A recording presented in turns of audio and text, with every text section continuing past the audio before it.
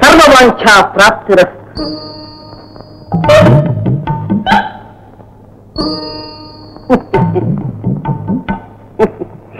అమ్మని నిన్న రాత్రి తపస్సమాధిలో భగవంతుడితో నీ విషయమై చర్చించటం తన సృష్టిలో ఏది నిరుపయోగంగా ఉండరాదని నాతో తెలిపారు.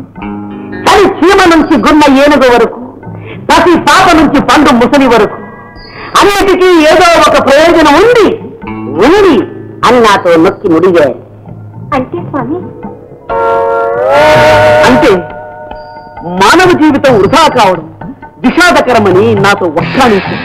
అందులో నిండు వయస్సులు పండు వెన్నెలలో ఉండవలసిన జీవితం ఎండిన మోడుల్లా ఉండడం మరింత విషాదకరమని తనే దుఃఖించారు. బాల, నీ మనసులో వాంఛలున్నాయి, నీలో పరిపూర్ణమైన స్త్రీత్వం ఉంది, అది పైకి పొంగుతోంది. అవునా? నువ్వు బ్రతుకును మదించాలి, వయసును మంత్రించాలి, సౌఖ్యాన్ని చవిచూడాలి, ప్రకృతికి న్యాయం చేకూర్చాలి. నిర్భయమ